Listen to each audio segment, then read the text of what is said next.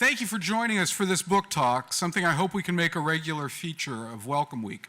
Before we get started, I also hope you will take advantage of the Jerome Hall Law Library's Welcome Week between today and Wednesday. And not just for the chance to snag a cup of coffee, a donut, and some lovely law library memorabilia, but to get to learn more about this beautiful facility, our fabulous collection, and most importantly, our truly wonderful staff. We are really happy to have you here, and I hope you take every opportunity to get to learn about the law library.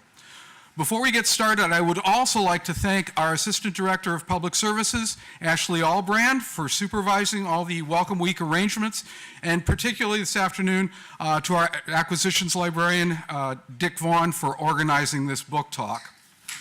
I'd like to just tell you a few words about today's speakers. Ed Edmonds is the recently retired director of Notre Dame Law School's Kresge Law Library. In his retirement, he continues to teach a sports law seminar and has previously taught advanced legal research, antitrust law, criminal law, and entertainment law. Prior to coming to Notre Dame in 2006, his 40-plus year career included directorships at 3 other law schools. Although born in Texas, Ed is a Reds fan. Frank Houdek retired as the Associate Dean for Academic Affairs at Southern Illinois University School of Law in 2014. Prior to that, he served as the director of the Law Library at SIU from 1985 until 2007. In addition, he taught legal research in the school's first-year lawyering skills program and co-taught the Upper Division Advanced Electronic Legal Research elective class. Frank is past president of our professional association, the American Association of Law Libraries, a Los Angeles native, and a die-hard Dodgers fan. In addition to their legal scholarship, both Ed and Frank are regular speakers at the 9 Baseball Conference and the Cooperstown Symposium on Baseball and American Culture. Just one additional announcement, the speakers will be signing copies of their book immediately following the talk in the library. Limited number of the copies of the book will be available for purchase at a discounted price of $26. Without further ado, I'm going to turn it over to Frank. Thank you. Thank you very much, Keith. Thank you all for coming out. I'm sure the food had nothing to do with it. But in any case, I'm very happy to be here. And before I get started, I want to point out that this is a game-used Dodger hat. You can see the sweat stains on it. Unfortunately, they're my sweat stains, not any actual Dodger. But nevertheless, I also want to join in Keith in giving a shout-out to Dick Vaughn and his lovely wife, Margie. Not only did Dick put this program together without asking us first, but nevertheless put it together. But they hosted us, had a fabulous dinner last night, and even stayed at their place. So thanks very much to Dick and Margie. Absolutely.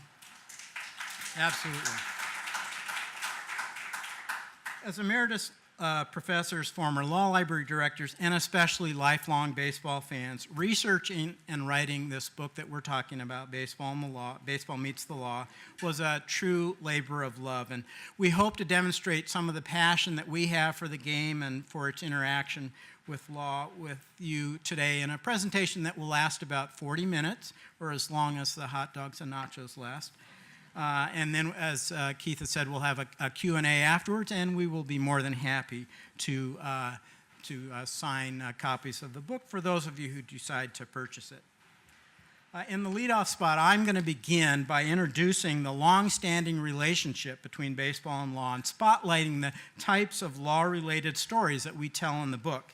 Batting cleanup, we only have 2 players. We have a leadoff hitter and a cleanup hitter. Ed is then going to actually tell you some of those stories. And we promise to be sensitive to pace of play and to avoid any annoying replay reviews. And so we expect to finish in about an hour. So let's begin. In 2017, the statement that baseball and law are intimately intertwined is no surprise to even the most casual observer of these 2 quintessential American national pastimes. Court hearings, criminal charges, stalled contract negotiations, labor management clashes, congressional hearings, all and more are daily fodder for the sporting press and broadcast media. What is less known, however, is that this is not a new phenomenon. It is not simply a byproduct of a powerful Major League Baseball Players Association, immensely wealthy and idiosyncratic owners, greedy player agents, or whomever else one might choose to blame. In fact, the intersection of baseball and law is not a recent development at all. It was there at the very beginnings of the sport in America, in a 1791 ordinance that prevented ball playing near the Pittsfield, Massachusetts meeting house to protect its windows from errant tosses, and in a 1794 Pennsylvania statute that barred ball playing on Sundays. And ever since, its presence has been felt almost continuously to the present day. This confluence of law and baseball has affected the game's development, often for its betterment, but sometimes not.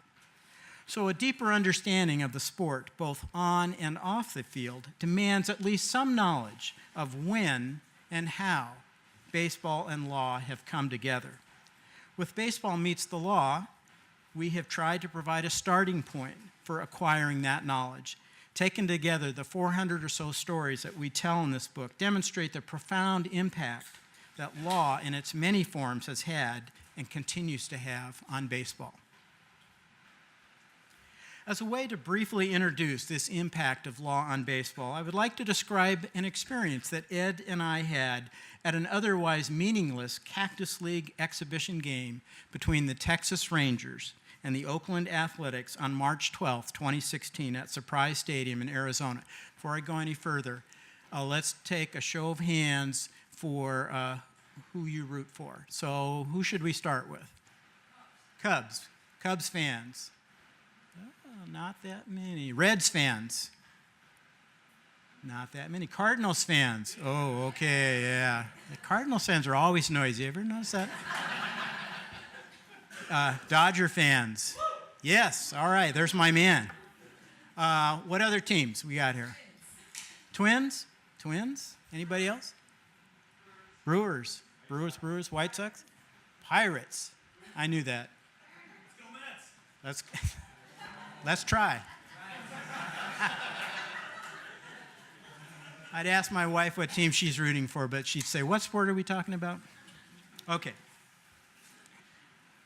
Well, where am I? Okay, we're at Surprise Stadium in Arizona. The host Rangers pummeled the A's by a score of 14-5 in a sloppy game marked by 5 errors, 8 walks, and 5 wild pitches. Just a typical spring training game, right? For most fans, this and the great weather was the story of their day at the ballpark. But not for us, not for Ed and me, because we viewed the game from a different perspective. Our version began as we walked along the stadium's wide concourse before the game, looking for some great baseball food.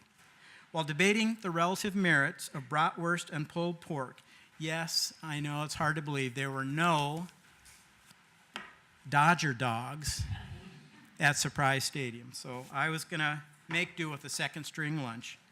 We spotted a warning sign affixed to nearly every pillar. It read in all caps, "Caution, beware of objects leaving the field." And it included an image of a baseball in flight, presumably heading towards someone sitting, standing, or walking outside the chalk lines defining the field of play. Having spent 3 years researching and writing our book, the proverbial light bulb flashed on. This sign was tangible evidence of the baseball rule, a long-established precedent of negligence law that we had written about. It holds that spectators assume the risk of injury from a ball hit into the stands, and therefore they usually cannot recover damages for any harm such a ball might cause. Spectator injuries and subsequent legal actions are a theme that runs throughout baseball history down to the present day. For example, in 2014, the Missouri Supreme Court had to decide whether a fan who suffered a detached retina when he was struck in the eye by a hot dog shot into the stands by Slugger, the Royals mascot, was barred from suing the team for damages by the assumption of the risk defense, the baseball rule. The court ruled that the team could not use the defense. I guess it's when you're sitting in the stands, you should expect a ball, or in today's world, a broken bat to come flying, but perhaps not a hot dog shot by slugger. So the court allowed the plaintiff to attempt to prove that the Royals were negligent. Anyway, inspired by this sign, the story of our day suddenly went from hits, runs, and errors to watching the baseball and law themes of our book literally come to life before our eyes. For instance, as we moved on to our next stop, anyone might make a guess where that was? Wives? Gift shop. You knew it. We went to the gift shop next after the food, where we found jackets, caps, pennants, even garden gnomes, all with team colors and insignia, many with player names and numbers. For most, just a great shopping opportunity. But for us, it signaled the legal questions of licensing and control of image that have been a part of baseball since the late 19th century.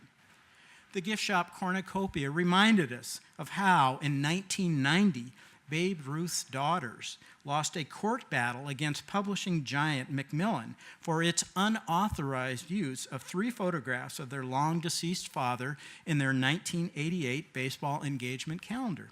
Turns out, the trademark, which they did hold in the words Babe Ruth, protected against the unlicensed use of his name, but not his image.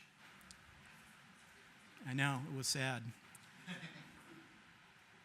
Thinking about the use of Ruth's image and name for commercial purposes brought us to Christy Walsh, baseball's first player agent, after he inked the Sultan of Swat to a 1-page contract in 1921 and then made Ruth into a marketing giant. Walsh was trained as a lawyer, and this too is a prominent feature of baseball's intersection with law, the active participation of lawyers in the sport almost from its very start. In September 1845, lawyer William Wheaton was the codifier and scribe of the rules of the Knickerbocker Baseball Club in New York. One commentator calls these rules, quote, the basis for the game we now call baseball. And more than 170 years later, in August 2017, Rob Manfred, a former partner at the law firm of Morgan, Lewis, and Bacchius, and MLB's chief labor negotiator from 1998 to 2013, is completing his 3rd year as commissioner of baseball. In fact, of the 10 commissioners, 5 have been lawyers, including the very first, the legendary Kennesaw Mountain Landis. Lawyers have been so important to the sport that we include a lengthy appendix in the book, identifying and briefly profiling many of the most prominent, including executives such as Branch Rickey, Larry McPhail, Walter O'Malley of the, where'd he go? Of the Dodgers, and Roy Hoffheinz, who built the Houston Astrodome, and judges such as Oliver Wendell Holmes, Harry Blackman, and Sonia Sotomayor, who as a federal district court judge effectively ended baseball's longest labor impasse, 232 days, and a canceled World Series in 1994, when she granted an injunction which kept owners from using replacement players to start the 1995 season. There have also been players and managers who were lawyers, including Hall of Famers John Montgomery Ward, James Orator O'Rourke, Huey Jennings, Miller Huggins, and more recently, for you Cardinals fans, Tony La Russa. And for any Red Sox, I didn't hear any Red Sox. Any Red Sox fans? No. 1, okay. That's all right.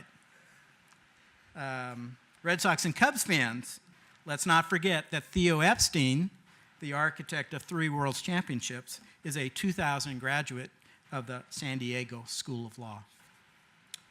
Champion product endorser Babe Ruth went to war with the Curtis Candy Company in a 1930 trademark battle that Ed will describe in a few minutes. The truth is that intellectual property law has played an important and constant role in baseball.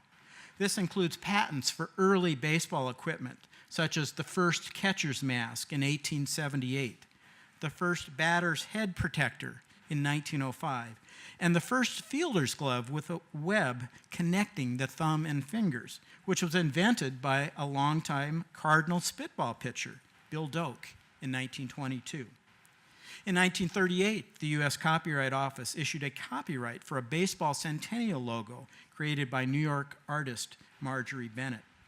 And in 2001, the Salt Lake City AAA minor league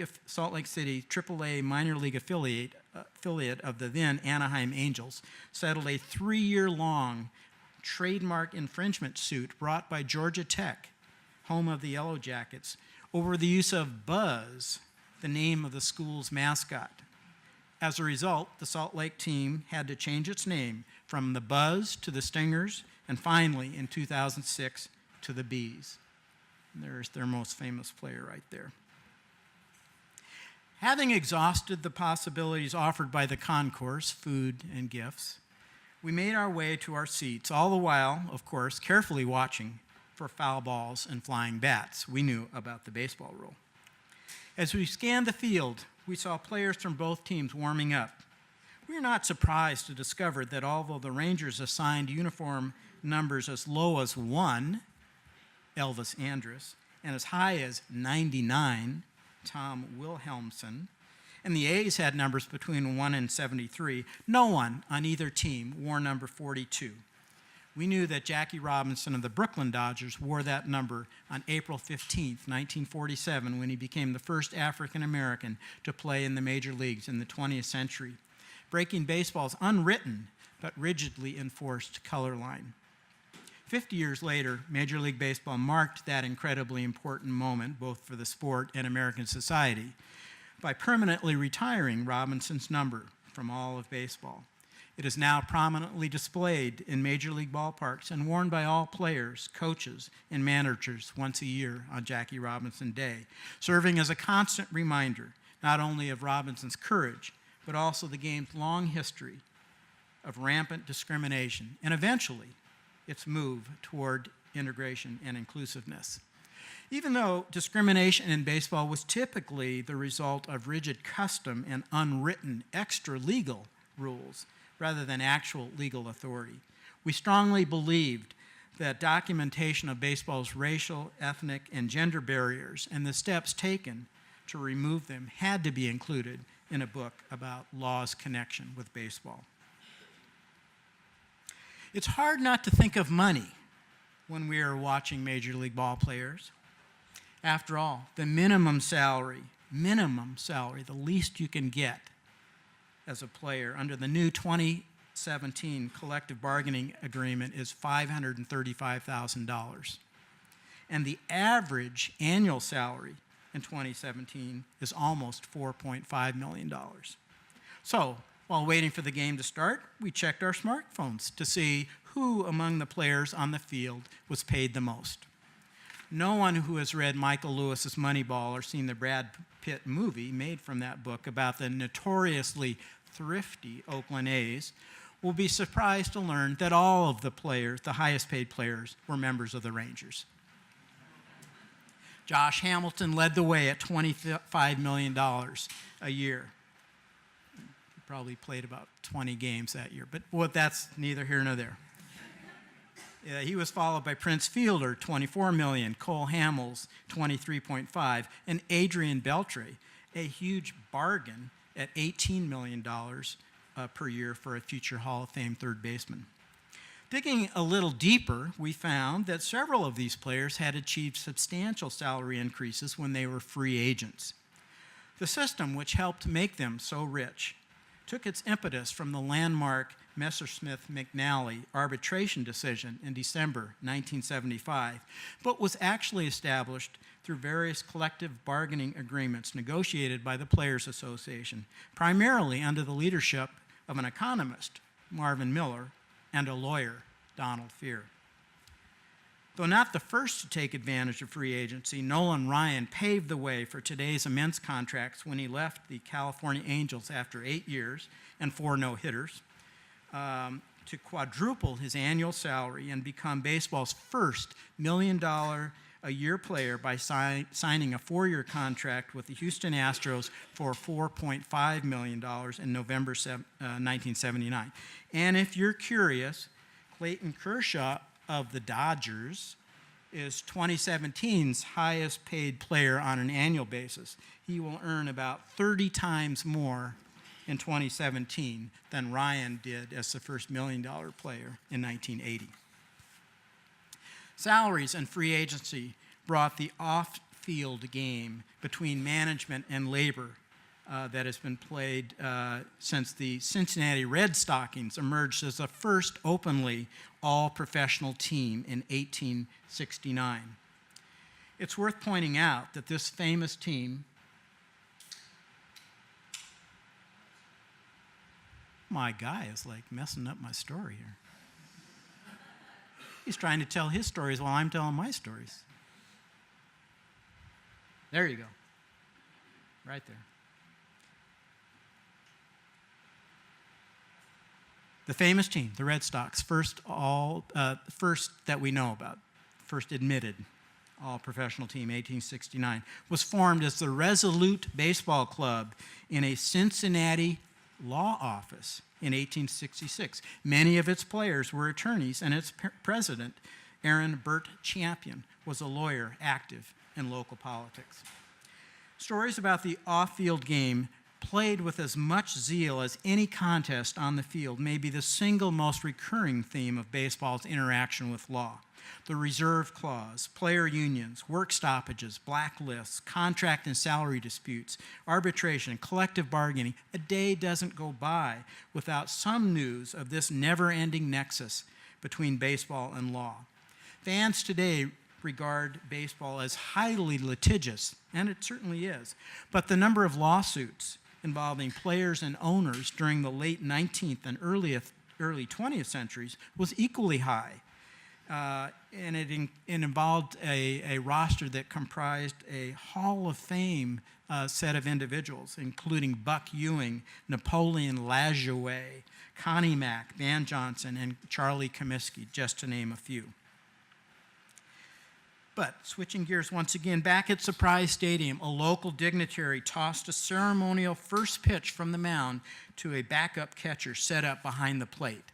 This, of course, reminded us and echoed a tradition begun on April 14th, 1910, when the hefty William Howard Taft, that's him in the middle there, of Ohio, tossed a ball from his seat in the stands, and he did not go out to the mound. That would have taken too long. From his seat at American League Park in Washington, D.C., to the Senator star pitcher Walter Johnson, thereby becoming the first U.S. president to offer an opening day ceremonial first pitch. So the first pitch we saw at Surprise reminded us how frequently government officials, including not only presidents, but also members of Congress, Supreme Court justices, state judges and legislators, and city officials appear in baseball and law stories. And one shouldn't forget the many ball players who became officials themselves once their playing careers were over, such as Walter Johnson, who served as commissioner of Montgomery County, Maryland, before losing in a 1940 bid for a Maryland congressional seat, despite the endorsement of his old foe, Ty Cobb. Another is Mario Cuomo, who at age 20 played one season for the Brunswick Pirates, for that pirate fan up there, of the Class D Georgia-Florida League in 1952, then went on to earn a law degree from St. John's University and eventually to become governor of the state of New York. He was a ball player. With the Rangers leading 9-2 by the fourth inning, the story of the game for many fans was already written. But our story continued as we reflected on the history of the opposing teams. The Oakland Athletics began in 1901 as a charter member of the American League when they were called the Philadelphia Athletics and managed by the legendary Connie Mack. The franchise shifted to Kansas City in 1955 and then moved again in 1968 with owner Charlie Finley at the helm to Oakland. The Texas Rangers are a much younger team, beginning 60 years after the A's in 1961 as an American League expansion team called the Washington Senators, not to be confused with the Washington team that was another charter member of the American League, but moved to Minneapolis in 1961, becoming the Minnesota Twins. Exactly. Confusing, isn't it? Well, this exemplifies another trend that frequently appears in the pages of Baseball Meets the Law, our book. The myriad court cases, statutes, legislative hearings, and the like related to the creation and dissolution of leagues, of teams, of the establishment of new franchises, the movement of existing ones, etc. It seems fitting that our story should end with what has become, thanks in part to Cubs broadcaster Harry Carey, a signature moment in virtually every ballpark in the country, the singing of Take Me Out to the Ball Game during the seventh inning stretch. The legal connection here goes back to a theme mentioned earlier, intellectual property law. On May 2nd, 1908, composer Albert von Tilzer and lyricist Jack Norworth submitted 2 copies of their new song to a federal administrative agency, the U.S. Copyright Office. The song remained under copyright until 1983, when it finally entered the public domain.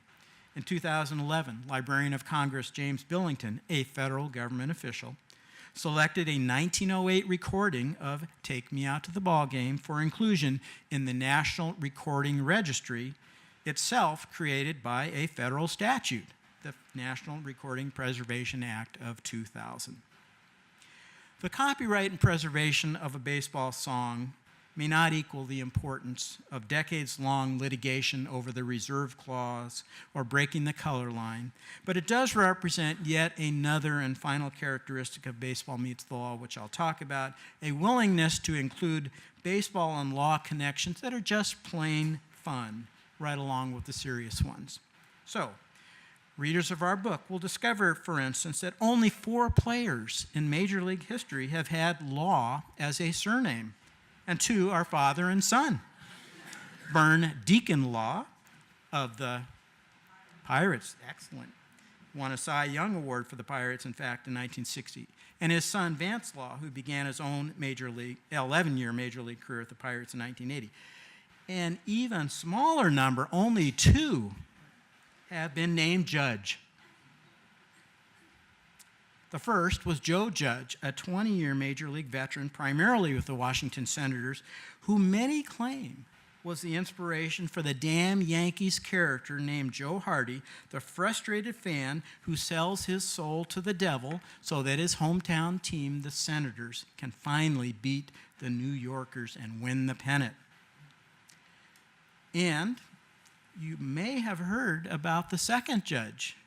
That would be Aaron Judge, who actually plays for the Yankees and is in his still ongoing campaign for Rookie of the Year award. Can you win Rookie of the Year award when you bat under 200 for the last half of the season? Well, anyway.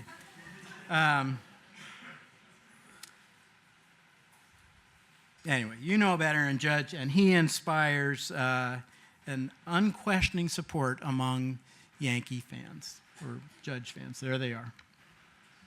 One more example of a fun law and baseball story is the 1997 publication of The Jurisprudence of Yogi Berra in the Emory Law Journal. In this essay, 39 authors examine actual and apocryphal Berraisms in the context of their subject fields, such as con law, torts, insurance law, and taxation. Not surprisingly, after showing, quote, the parallels between judges' and legislators' comments and what Yogi said, end quote, they conclude that Yogi said it better. After the seventh inning, we stopped looking for baseball and law connections and became normal fans again. After all, we had peanuts and Cracker Jack, and if there are any hot dogs left, maybe those 2, to eat, souvenirs to buy, and the final out to sea. For most of those in attendance, the story of the game could be found in the box score, hits, runs, errors, and so on. But for us, the story was different because we watched the game from an altered perspective.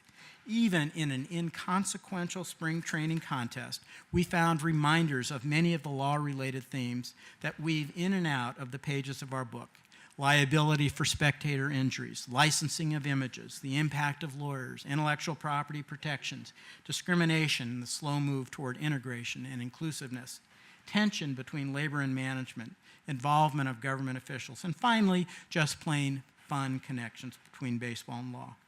There are others that we didn't see that day: the impact of gambling and game fixing, the role of communication technologies such as radio, TV, the internet, and the use of drugs, both recreational and performance enhancing. Those are examples. But the truth is that baseball and law connections are on display in any ballpark on any given day if one knows what to look for. We hope that our book, Baseball Meets the Law, will alert readers to these connections, thereby enhancing their appreciation for what is happening on the field and their understanding of what has happened off of it. Thank you very much. Now time for Ed to step up to the plate and tell us some of the stories in our book.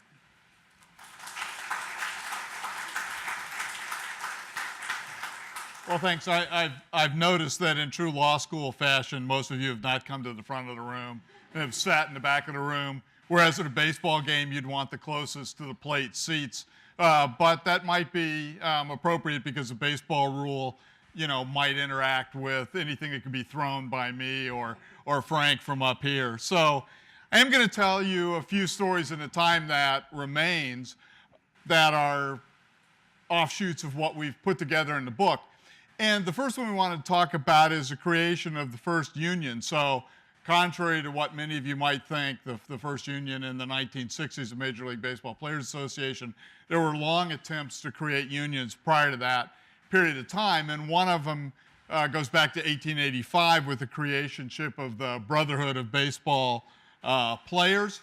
And it was organized by a gentleman named John Montgomery Ward, who's a Hall of Famer, and largely for both his play at shortstop and as a pitcher during the 19th century, but he was a graduate of Columbia Law School. It started out really provoked by baseball's first salary cap. So for those of you who think that baseball's never had a salary cap, indeed they did. It was about $2,400, which in those days was a pretty significant salary. And owners cheated even in those days. They slipped some players money under the table that took them over the $2,400, but be that as it may. This imposition of a salary cap and a new national agreement that was an outgrowth of the merger of leagues, so that during the 1880s there was just the National League, coupled with a few other things, buying and selling of players without their permission, the blacklisting if you revolved or jumped to another team during that time frame, or lending players to other teams without your consent, were all things that provoked the creation of the Brotherhood, which was actually kept secret for the first year. Some of you who know a little bit about labor law know that labor unions were despised and even altered a lot by the law up until the next century. So they were able to get most of the players on 7 of the 8 National League teams to agree to join the Brotherhood. They did this by the early summer of 1886. And by the fall, all 8 teams had members within the chapter.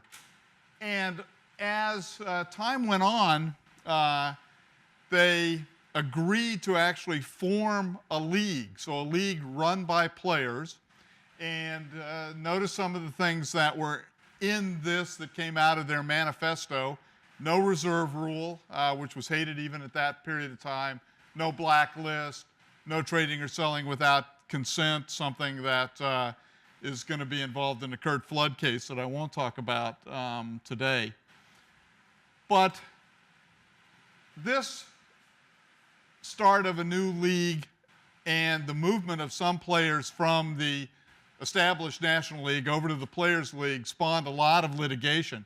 And as a matter of fact, John Montgomery Ward, Bill Hallman, Buck Ewing, a Hall of Famer, all defeated organized baseball in courts during that time under the contract principle, for the most part, of the lack of mutuality of obligations. So if you're a 1L, you'll get to this probably briefly at some point during this semester.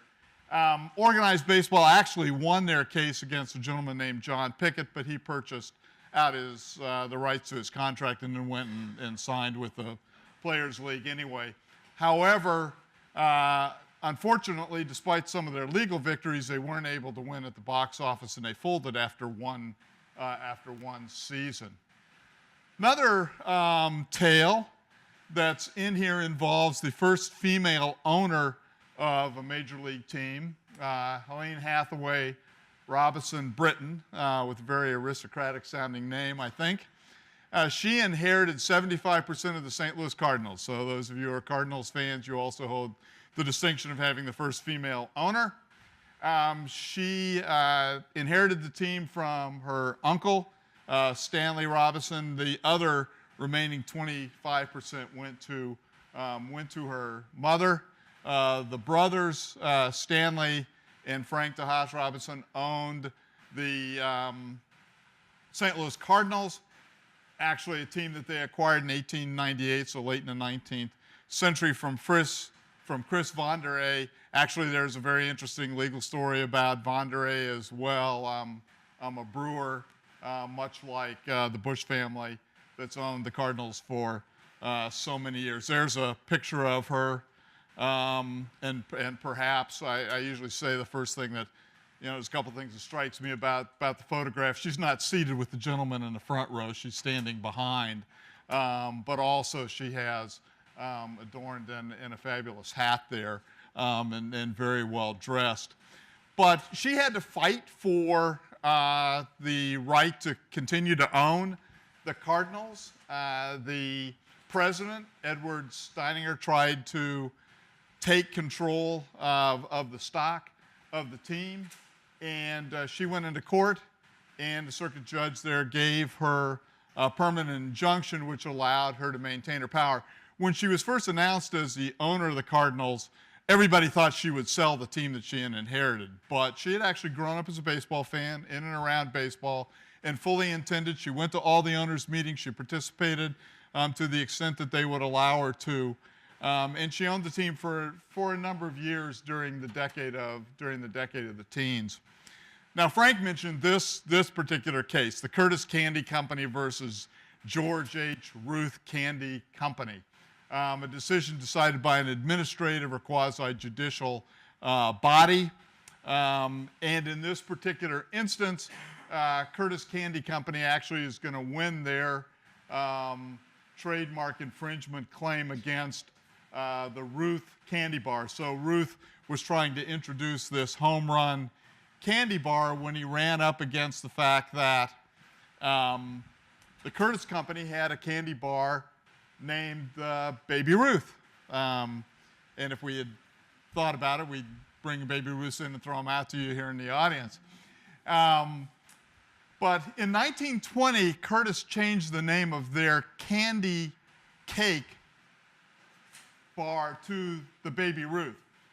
They claimed in the subsequent litigation that surrounded this that the candy was named for President Grover Cleveland's popular daughter, whose name was Ruth. And when she passed away in 1904, this was a national mourning that took place. But it's interesting, born in 1891, died in 1904, the candy changed its name in 1920. It just so happened that Babe Ruth hit 54 home runs in 1920, ushering in, after the 1919 Black Sox scandal, the end of the dead ball era and everything else. Hit 59 home runs in 1921, but they claim no, it had nothing to do with Babe Ruth. It had everything to do with Ruth Cleveland. So, but that being the case, trademark law is all about, at its basic points, about consumer confusion. That's not really what it's all about, but it's a major part of it. And ultimately, they said the Baby Ruth candy bar was confusing to consumers, that the Curtis Company had put a lot of advertising revenue into their candy bar, and so they won the day. Ruth famously quipped afterwards, "Well, I ain't eating your damn candy bar anymore." And because of his prodigious appetite, that probably cost him some good revenue. Irony of ironies, what's the candy bar, the official candy bar of Major League Baseball today? The Baby Ruth candy bar. So again, the real increase of the importance of licensing in the modern day that they have, indeed their own official candy bar with this very interesting litigation behind it. A much more serious note here, in August of 1944, U.S. Army lieutenant named Jackie Robinson, who was stationed at Camp Hood, Texas, was involved in a bus incident on July 6th in which he was asked by the white bus driver to move to the back of the bus.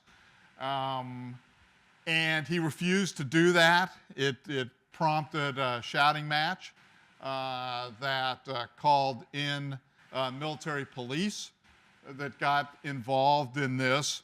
And subsequently, Jackie Robinson was court-martialed. There was a 4-hour hearing before 9 judges. Before the hearing started, they had dropped charges regarding the bus driver, the dispatcher, and the white female passenger that he was talking to when he was asked to go to the back of the bus. And the trial involved charges of insubordination because of the yelling match that he had with officers, one of which called him the most disgusting of racial terms, and that had inflamed the situation. But this particular year out in Dodger Stadium, they unveiled a statue of Jackie Robinson stealing home in 1947. Many of you might have seen that iconic image, and that took place every year. We have Jackie Robinson Day on April 15th. Here with one of his most famous quotes, his wife Rachel's favorite of his quotes, "A life is not important except in the impact it has on other lives." Vin Scully, who was just recently retired after his illustrious and lengthy career as a Dodgers announcer, spoke on that particular day about his memories of Jackie. And there's a picture of Frank, and in front of one of the 8 statues of Jackie Robinson, the most of any American athlete. And this one is at Jackie Robinson Stadium on the campus of UCLA. Well, I don't think we had any St. Louis Browns or even Baltimore Orioles fans where the Browns moved, but one of the very interesting stories involved a stunt by the owner, Bill Veck, to hire at the recognized wage for a midget performer, the 3'7" midget Eddie Goodell, to come to bat in a game in 1951, the 50th anniversary of the American League. He actually signed a contract for that $100 minimum wage scale, and Veck was smart enough to actually have him appear in a game on the weekend. So he mailed in the contract. He had a second copy of the contract he presented to the home plate umpire in case he wouldn't allow him to play in the game.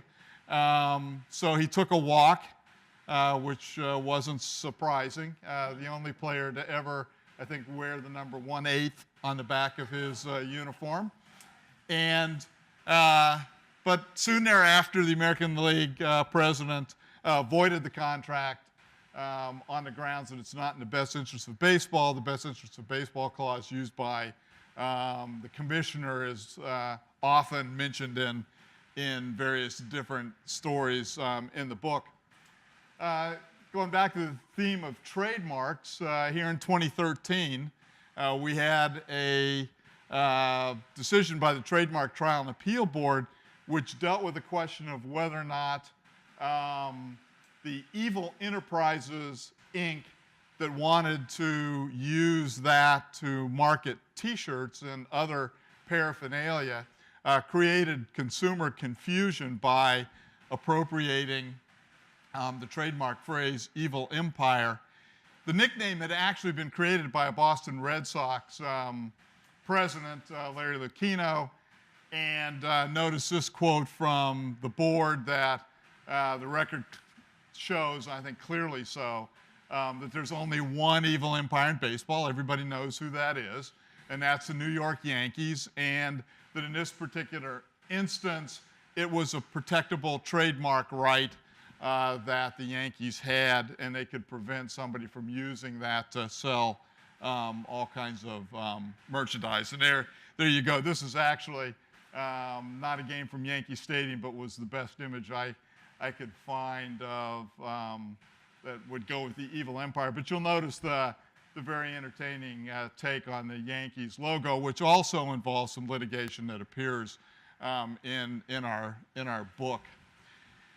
This year, a couple of things caused us to want to talk for a minute or two about the former baseball players. Fred Brown, who served from New Hampshire.